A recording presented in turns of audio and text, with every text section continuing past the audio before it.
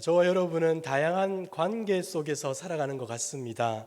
가정에서는 부모, 자식, 형제, 자매의 관계로, 또 사회에서는 직장에서는 직책이나 역할에 따라서, 그리고 교회에서도 다양한 관계를 맺으면서 살아가고 있는 것이 사실이죠. 우리는 한 사람이지만 어떤 관계에 있느냐에 따라서 다양한 역할을 요구받습니다. 여러분들은 가정에서 어떠한 부모이고 어떠한 자녀이고, 또 직장이나 사회에서 어떤 존재이십니까? 그리고 교회에서는 어떤 성도로 살아가고 있습니까? 우리는 분명 다양하고 복잡한 관계를 맺고 살아갑니다. 그런데 각각의 영역에서 요구하는 역할을 받아들이거나 정해진 역할을 성실하게 잘 감당한다는 것은 그렇게 쉬운 일은 아닌 것 같습니다.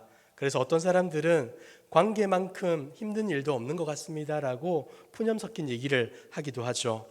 자, 그럼에도 불구하고 여러분들에게 이 질문은 하나 드려야 될 것 같습니다. 여러분과 하나님은 어떤 관계이십니까?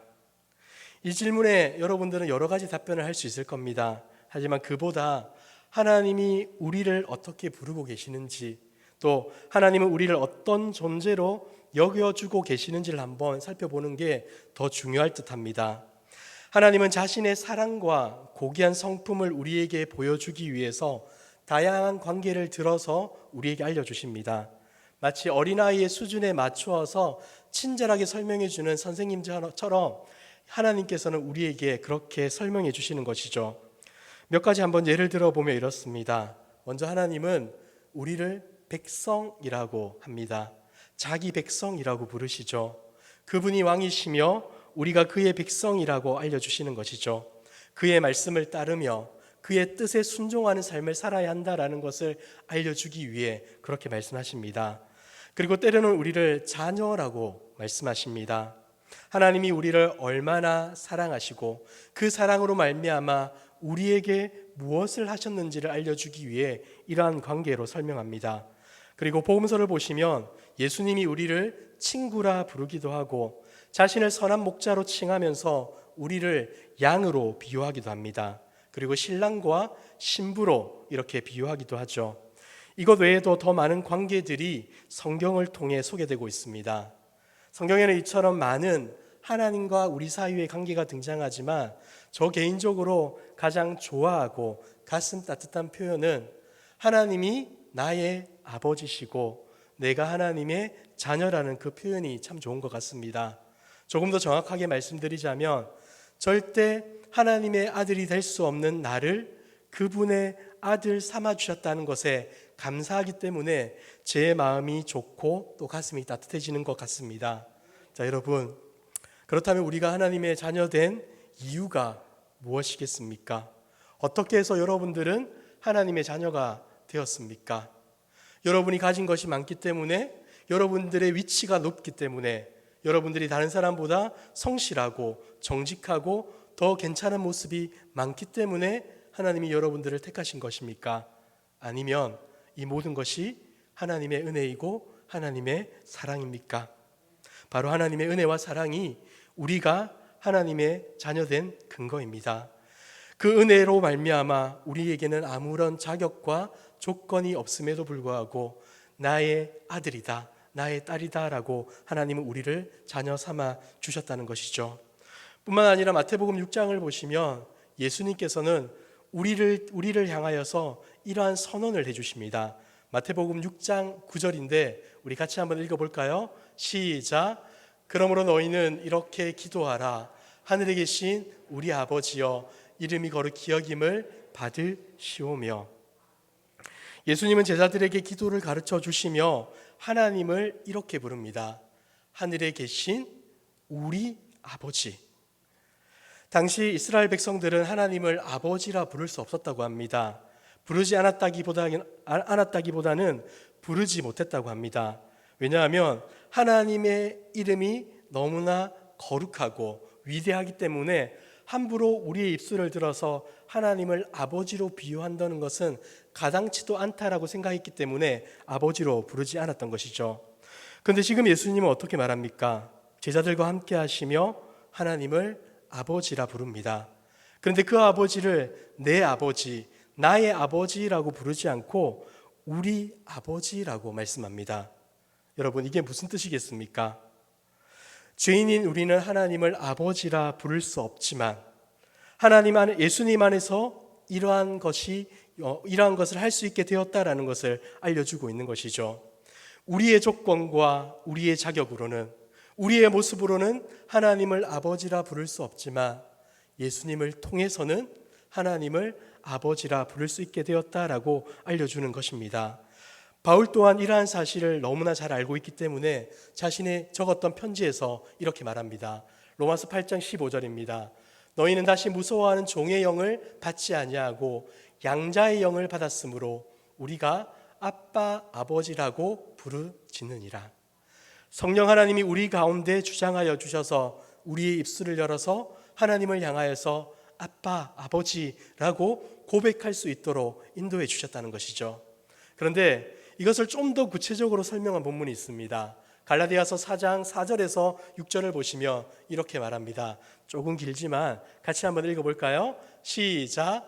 때가 차매 하나님이 그 아들을 보내사 여자에게서 나게 하시고 율법 아래에 나게 하신 것은 율법 아래에 있는 자들을 속량하시고 우리로 아들의 명분을 얻게 하려 하심이라. 너희가 아들이므로 하나님이 그 아들의 영을 우리 마음 가운데 보내사 아빠 아버지라 부르게 하셨느니라. 아멘. 여러분, 무슨 말입니까? 무슨 말입니까? 하나님께서는 우리로 하여금 하나님을 아버지로 부르게 하기 위하여서 자신의 독생자 예수 그리스도를 이 땅 가운데 보내주셔서 십자가 죽음으로 말미암아 대속의 제물로 그 아들을 바치셔서 우리의 모든 죄를 용서하여 주심으로 우리가 하나님의 아들 될 수 있도록 해주셨다라고 말씀합니다. 뿐만 아니라 그 아들의 영을 우리에게 부어주셔서 우리의 입술을 열어서 아빠 아버지라고 고백할 수 있다는 것이죠. 그러니까 전적인 하나님의 사랑과 예수 그리스도의 십자가의 은혜로 우리는 하나님의 자녀가 된 것입니다. 자, 그렇다면 여러분, 우리는 어떻게 살아야 하겠습니까? 오늘 우리가 본문을 통해서 하나님의 아들로서 우리가 어떠한 삶을 살아야 하는지를 같이 한번 생각해 보기를 원합니다. 오늘 본문은 우리가 너무나 잘 아는 본문입니다. 일반적으로 예수님이 사탄에게 시험받은 내용이라고 이렇게 이해하고 있죠. 다 아시는 내용이겠지만 그럼에도 불구하고 제가 여러분들에게 주님이 어떻게 시험을 받으셨고 또 그 시험은 어떠한 의미를 갖고 있는지 한번 같이 묵상해 보았으면 좋겠습니다. 자, 이 본문을 다루기 전에 먼저 이 본문 앞에 있는 내용을 먼저 다루도록 하겠습니다. 마태복음에 보시면 예수님의 공생애는 마태복음 3장으로부터 시작됩니다. 그리고 3장을 보시면 예수님이 세례 요한을 찾아가서 세례를 받는 장면이 나오는데 당시 세례 요한은 사람들에게 아주 잘 알려진 인물이었습니다. 특히 그의 메시지가 아주 탁월하고 유명했는데 마태복음 3장에 보시면 이렇게 그의 메시지를 소개합니다. 같이 한번 읽어보도록 하겠습니다. 시작. 그때 세례 요한이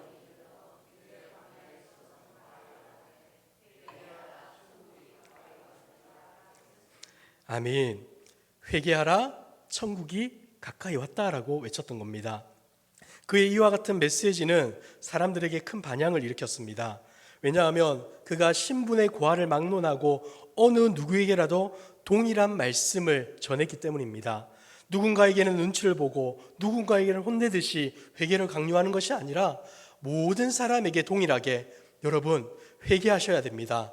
왜냐하면 하나님의 나라가 도래에 있기 때문에 반드시 회개하셔야 됩니다라고 얘기했습니다. 더군다나 요한은 자신을 따르는 많은 사람들을 가지고 그 유명세를 가지고 부귀영화를 누리려고도 하지 않았습니다. 도리어 광야에서 생활하면서 남루한 옷을 입고 메뚜기와 석청으로 음식을 대신하며 살았습니다. 이러한 모습들을 사람들이 보다 보니까 저 사람은 진짜다. 저 사람은 정말 하나님이 보내신 선지자이거나 하나님이 보내신 메시아일 수 있다라고 생각하면서 그를 많이 따랐던 겁니다. 그리고 그 사역 가운데 아주 유명한 사역이 바로 죄 사함의 세례라는 그 세례를 베풀어 주었습니다. 죄를 회개하고 하나님 앞에 정직하게 회개한 자들에게는 세례를 베풀어서 그가 올바른 회개를 했다는 것을 보여주었던 것이죠. 진심으로 회개하는 자들에게 회개의 세례를 베풀던 그에게 어느 날 한 사람이 찾아왔던 겁니다. 그게 바로 우리 구주 예수님이라는 것이죠. 근데 여러분, 조금 이상하지 않습니까? 지금 세례 요한은 회개의 세례를 베풀고 있습니다. 다시 말해서 죄가 있는 사람이 그 죄를 고백하고 그 죄를 회개하고 나서 베풀게 되는 세례를 지금 하고 있는데, 그 자리에 예수님이 나타나셨다는 것이죠. 예수님은 죄가 없으신 분인데 이러한 세례를 받고자 하는 것이 이해가 되지 않습니다. 그런데 영적으로 깨어 있었던 세례 요한은 예수님의 특별하심을 알고 있었기 때문에 자신 또한 당신이 저에게 이렇게 와서는 안 됩니다라고 얘기합니다. 14절을 보시면 이렇게 말합니다. 요한이 말려 이르되 내가 당신에게서 세례를 받아야 할 터인데 당신이 내게로 오시나이까. 그러자 예수님은 어떻게 말씀합니까? 15절에서 예수께서 대답하여 이르시되 이제 허락하라. 우리가 이와 같이 하여 모든 의를 이루는 것이 합당하니라 하시니 이에 요한이 허락하는지라. 여러분, 예수님이 지금 왜 세례를 받으셔야 하는 겁니까? 왜 예수님은 요한이 세례 베푸는 자리로 가셔야만 했던 것입니까? 예수님이 말씀하셨던 것을 보시기 바랍니다. 우리가 이와 같이 하여 모든 의를 이루는 것이 합당하다. 여기서 모든 의는 무엇을 가리킵니까? 바로 하나님의 뜻이고 하나님의 구원 계획입니다. 이것을 좀 더 넓게 말하자면 자신의 독생자 예수 그리스도를 이 땅 가운데 보내셔서 율법 안에 살아가게 하시고 또 사람들로부터 고난과 핍박을 당하게 하심으로 십자가에 달려 돌아가는 것, 그리하여 하나님의 백성들을 구원하는 것, 이게 바로 하나님의 구원 계획이고 하나님의 뜻, 오늘의 본문으로 빌리자면 모든 의라고 할 수 있는 것입니다. 다시 말해서 주님은 그분이 그 세례를 받으실 수밖에 없는 그 이유는 지금 안전한 인간으로 그들 가운데 왔다라는 것을 우리 가운데 보여주기 위해 죄가 없으심에도 불구하고 요한에게 세례를 받는 자리 가운데 나아갔던 것입니다. 그러니까 죄인들을 구원하시려는 하나님의 뜻, 모든 의를 이루시기 위해 그러한 모습과 그러한 행동을 보이셨다라는 것을 우리에게 알려주시는 것이죠. 요한은 예수님의 이와 같은 이야기를 듣고 나서는 세례를 베풀게 됩니다. 그리고 이후에 예수님은 물에서 올라오게 되시죠. 근데 여기서 아주 놀라운 광경이 일어나게 됩니다. 예수님이 물 위로 올라오자 어떻게 됩니까? 하늘에서는 비둘기와 같은 성령이 임하게 됩니다. 그리고 하늘에서 소리가 들리죠. 마태복음 3장 17절입니다. 같이 한번 읽어볼까요? 시작.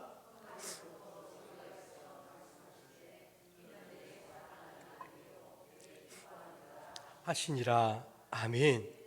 그러니까 성자 예수님의 대속의 사역을 시작하는 그 자리에 성령 하나님께서 비둘기와 같이 임하시고 성부 하나님께서 이는 내 사랑하는 아들이요 내가 기뻐하는 자라 라고 하면서 그 사역에 함께하고 있음을 보여주고 있는 것입니다.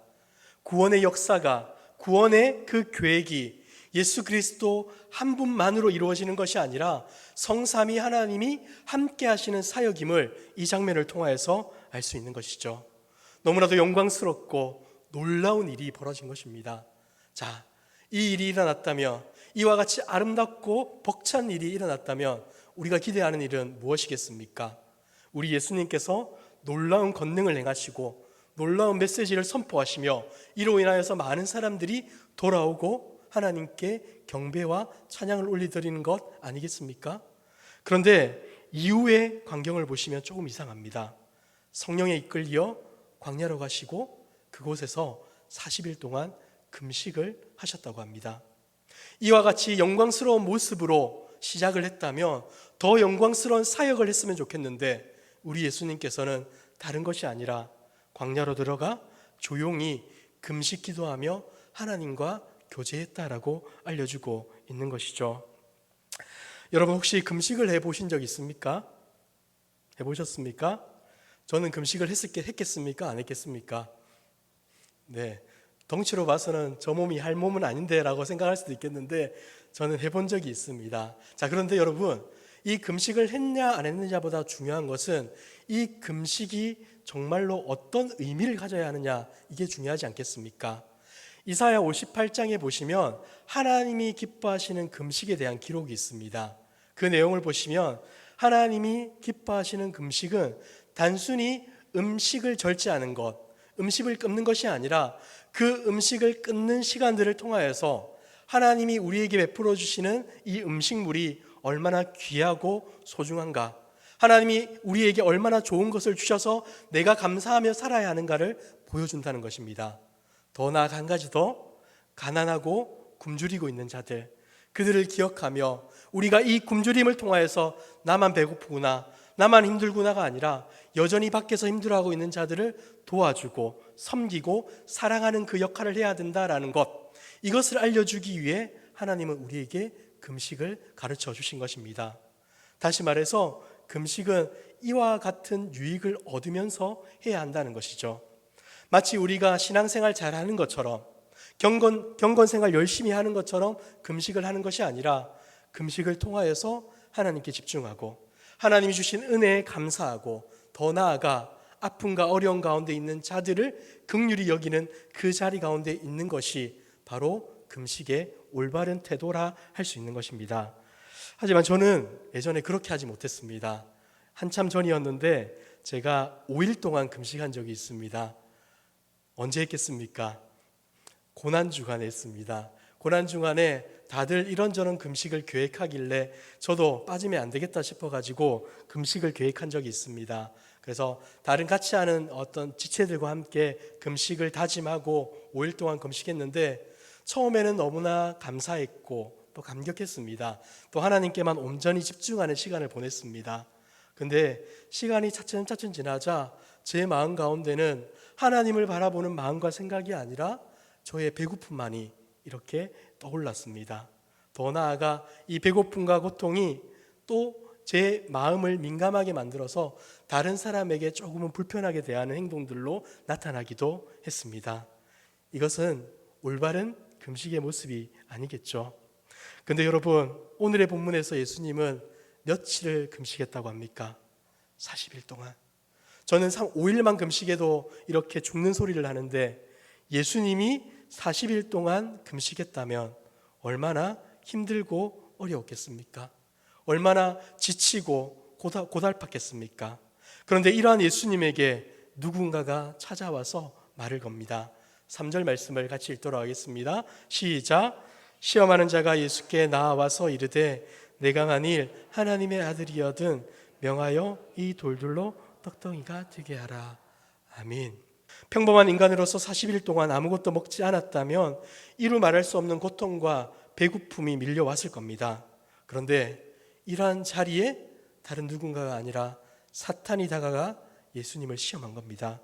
내가 만약 하나님의 아들이라면 이 돌들로 떡덩이가 되게 하라. 여러분, 오늘의 본문을 잘 보시면 사탄이 예수님을 어떻게 시험하고 있는지를 볼 수 있습니다. 그의 전략을 알 수 있는데 그의 전략은 상대방의 가장 약한 부분을 공격한다는 것입니다. 사실 사탄은 얼마든지 다른 시험을 취할 수도 있었습니다. 다른 시험을 내릴 수도 있었습니다. 하지만 그것은 예수님을 넘어뜨리기에 적절한 방법이 아니었기에 지금 현재 주님이 겪고 있는 가장 연약하고 고통스러운 부분, 즉 배고픔에 관한 문제를 시험거리로 가져왔던 것이죠.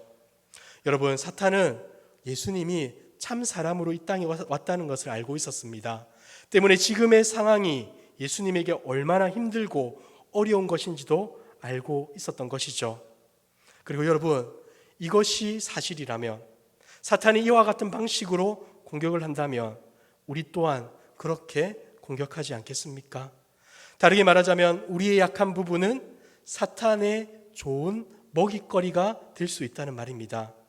그런데 어떤 사람들은 우리의 연약함을 대할 때 어떻게 합니까? 어쩔 수 없습니다.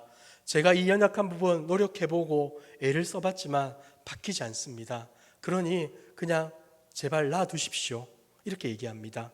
우리의 성향적인 부분이나 우리의 신앙생활에 있어서 여러 부분들을 모나고 거칠거칠한 부분들을 어쩔 수 없어서 이렇게 할 수밖에 없습니다 라는 말로 핑계를 댑니다.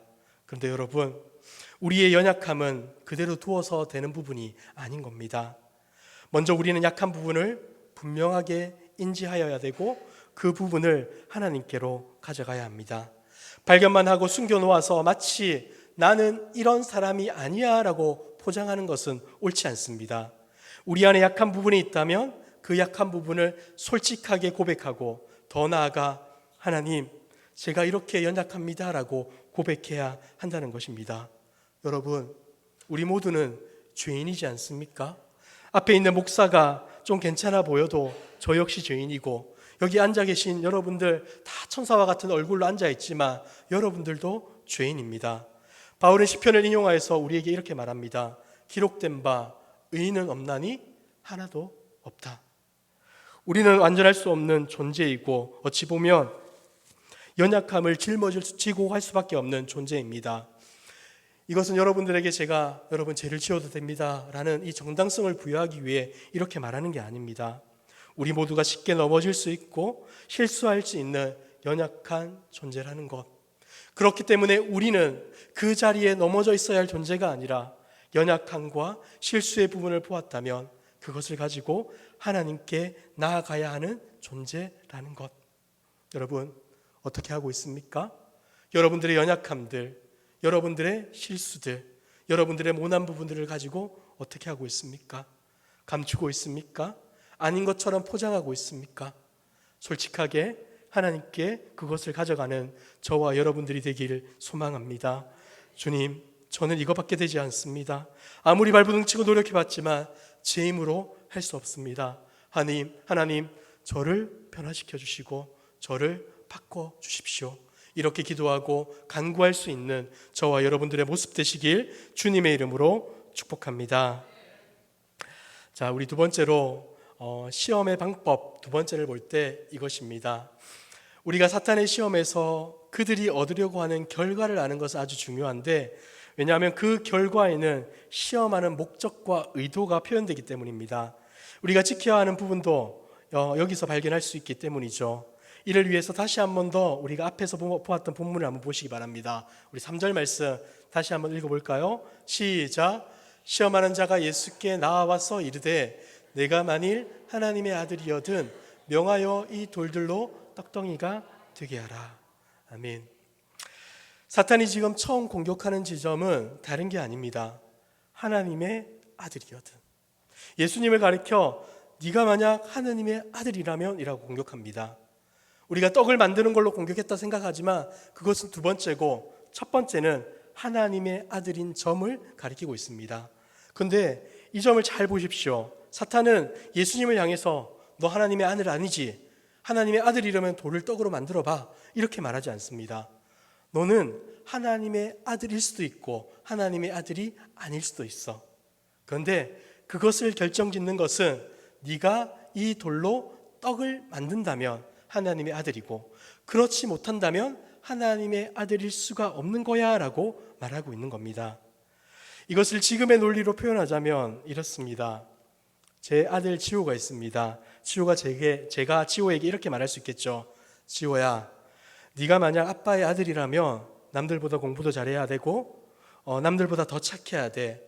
그리고 나중에 돈도 많이 벌어야 되고 좋은 직장, 좋은 곳에서 성공해야 돼. 내 아빠가 목사고 넌 목사의 아들인데 네가 그렇게 살지 않으면 어떻게 내 아들이라 할 수 있겠어? 여러분, 이게 말이 됩니까? 이런 아버지가 있겠습니까?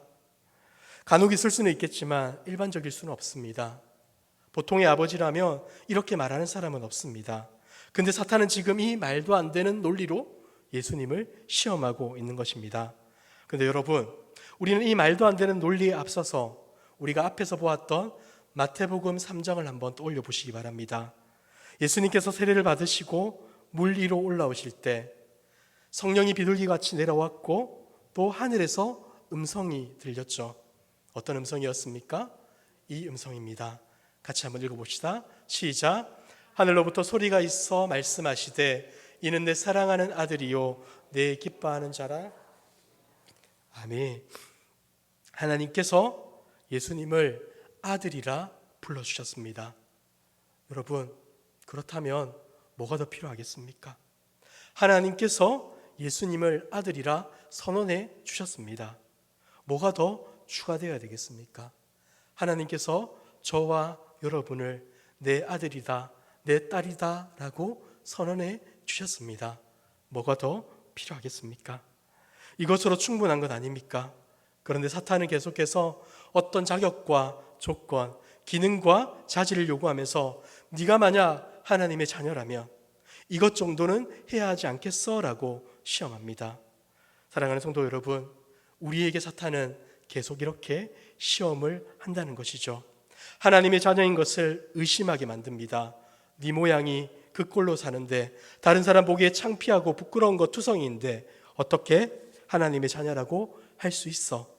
수많은 자격과 조건과 능력과 기능을 거론하면서 우리가 하나님의 자녀가 아닐 수도 있다라는 점을 지적하려고 합니다.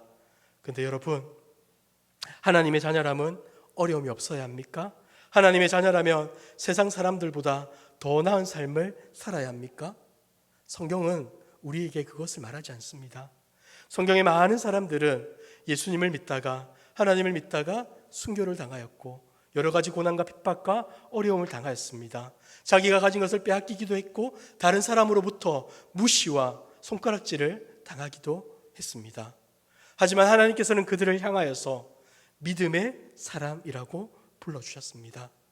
우리에게 중요한 것은 세상 사람들이 말하는 그 자질과 조건을 구비하여서 하나님의 자녀되는 것이 아니라 하나님이 우리로 은혜로 말미암아 하나님의 자녀 삼아 주셨다는 것을 기억하며 감사하고 찬양해야 한다는 것이죠.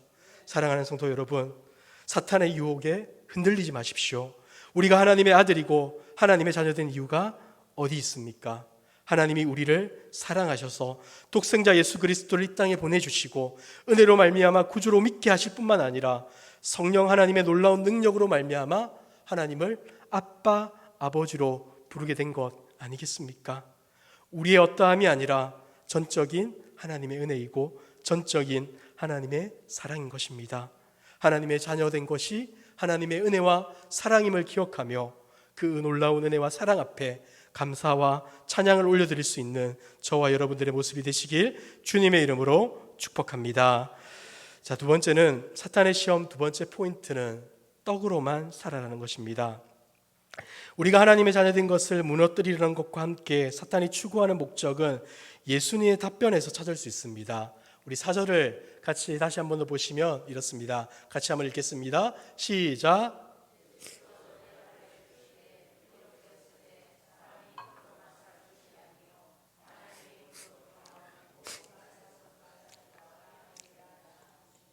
아멘. 예수님은 누구보다 사탄의 속셈을 잘 아시는 분이기 때문에 그 사탄의 목적도 알고 계셨습니다. 그러면서 그 사탄의 대응에 말씀으로 반응하시는데 그 말씀을 면밀히 보시면 사탄이 지금 무엇을 노리고 있는지가 보여집니다. 지금 오늘 예수님께서 인용하신 본문은 신명기 8장 3절에 있는 말씀입니다. 사람이 떡으로만 살 것이 아니요 여호와의 입에서 나오는 모든 말씀으로 살 것이다 라는 말씀. 하나님이 이스라엘 백성들에게 만나를 주시면서 그 만나의 교훈이 우리에게 무엇을 의미하는지를 알려주신 말씀이죠. 근데 지금 사탄은 우리에게 무엇을 꾀하고 있다는 것입니까? 너희들 떡으로만 살아야 해. 너희들 떡으로 사는 것이 충분해. 이것을 유혹하고 있다는 것입니다. 이것은 오늘의 본문에서는 떡으로 표현되어 있겠지만 지금의 시대에서는 너희들 돈이면 돼. 너희들 명예면 돼. 너희들 권세면 돼. 너희들 권력만 얻으면 돼. 너희들 좋은 집 얻으면 돼. 이게 바로 사탄의 시험이라는 것입니다. 이러한 시험을 통해서 우리에게 어떠한 변화를 일으키려고 하는 것입니까? 떡만 생각하다가 하나님을 보지 못하게 하는 그 속셈. 떡에 집중하여서 하나님을 살피지 못하는, 하나님을 예배하지 못하고 하나님의 말씀에 순종하지 못하게 하는 것이 바로 이 사탄의 의도이자 사탄의 목적이었던 것이죠. 그런데 예수님은 이와 같은 사탄의 의도와 목적을 간파하시고 이렇게 말씀한 겁니다. 사람이 떡으로만 사는 것이 아니요 하나님의 입으로부터 나오는 모든 말씀으로 살 것이라 하였느니라. 사랑하는 성도 여러분, 여러분들은 지금 무엇으로 살아가고 있습니까? 여러분의 생명은 어디에 있다라고 생각하며 사십니까? 여전히 떡을 갈망하며 떡이 있어야만 나의 생명을 유지할 수 있다라고 여기며 살아가고 있지는 않으십니까? 이 세상에 있는 돈과 부귀와 명예와 권력을 가져야만 다른 사람들처럼 떵떵거리며 살 수 있다, 그것이 나의 생명이고 내가 올바르게 사는 것이다 라고 여기며 살고 있지는 않으십니까? 이런 우리를 향하여서 우리 주님 말씀합니다. 사람이 떡으로만 살 것이 아니다. 떡이 필요 없다는 말이 아닙니다. 떡만을 가지고 살아서는 안 된다. 우리에게 가장 중요한 것은 하나님의 말씀을 먹는 것이고 그 말씀을 지켜나가는 것이고 그 말씀을 통하여서 하나님의 은혜와 사랑을 누리는 것이다 라고 말씀해주고 있습니다. 앞에 있는 본문을 인용하자면 우리가 하나님의 아들인 증거는 어떻게 증명됩니까? 여러분이 돌을 떡으로 만드는 그 능력을 보임으로써, 수많은 돈을 소유함으로써, 큰 권력을 차지함으로써 얻게 되는 것이 아니라 하나님의 말씀을 듣고 하나님의 말씀을 소중히 여기며 그 말씀을 따라 살아가는 그 모습을 통하여서 저 사람이 정말 하나님의 자녀이구나 라는 것을 증명하게 된다는 것입니다. 사랑하는 성도 여러분, 우리는 모두 연약한 자들입니다. 그러나 우리의 연약이 사탄의 시험의 도구가 되지 않도록 조심합시다. 우리의 연약으로 인하여서 때로는 힘들고 지치고 좌절하고 절망할 수는 있겠죠. 하지만 더 나아가 우리는 그 좌절에서 끝나는 것이 아니라 그것을 가지고 하나님께로 나아가는 저와 여러분들이 되었으면 좋겠습니다. 그리고 그 자리에서 하나님을 깊이 만났으면 좋겠습니다. 하나님의 말씀을 묵상하는 자리에서, 하나님께 기도하는 그 자리에서 하나님이 나를 얼마나 사랑하시는지, 하나님이 나를 얼마나 아끼시는지, 하나님이 나를 어떻게 인도하시는지를 알았으면 좋겠습니다. 마귀의 유혹에 넘어가 떡에만 집중하는 인생이 아니라 하나님의 말씀에 집중하여 하나님을 더 사랑하고 하나님의 말씀에 순종할 뿐만 아니라 우리가 기꺼이 사랑해야 될 이웃과 옆에 있는 자들을 넉넉하게 사랑해주고 섬길 수 있는, 그리하여 그 모습을 통하여서 우리가 하나님의 자녀인 것을 증명할 수 있는 저와 여러분들의 모습이 되시길 주님의 이름으로 축복합니다.